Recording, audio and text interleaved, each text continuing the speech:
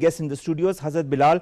Pakistan has recently unveiled a new policy to tackle violent extremism using a bouquet of tools like school curriculum changes, religion, social media outreach. You talked about social media, that's why I'm coming towards this. In addition to military tactics.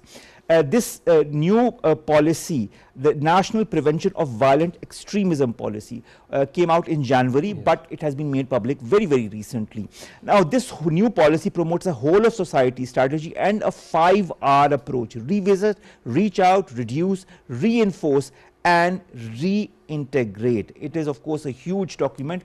How do you view this policy and its implementation? Look, we have a lot of policies, and we have things that are on documents, many things like before this we had, after 2016 we had National Action Plan. The problem in this country for many things, including the security and this, is not policies in itself, it's the implementation of it.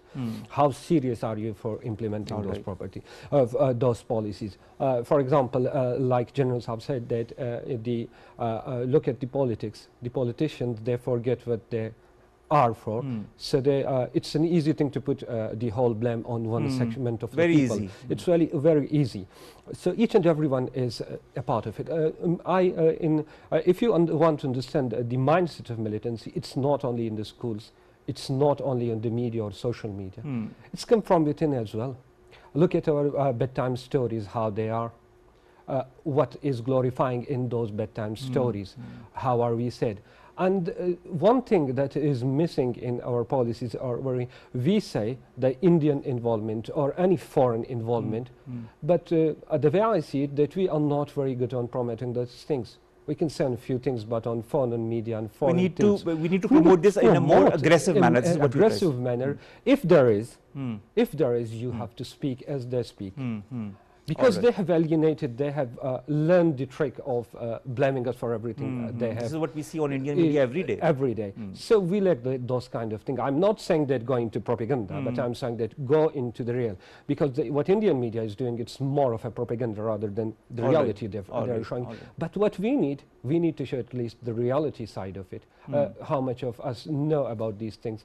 Who know, if you ask a general public, the Indian involvement in any of these militant activities, they don't know, they don't see it. So that needs to be promoted in, told to every single citizen of Pakistan in such a manner that he or she understands what is actually going on in Pakistan. But if it's there. If it's there, of course, but it's there. But that we have tangible proof of that, and we have many a time through documentation sent it to the different important world leaders and the powers that be. But let me make a point. To world leaders, that's a different thing. But to the general population, they have a different, because the approach needs to be different for the general public and to the world leaders. The general public of this country, they would very much believe in conspiracy theories rather than I totally get it. I see how people are more intrigued by conspiracy theories and false narratives rather than the truth.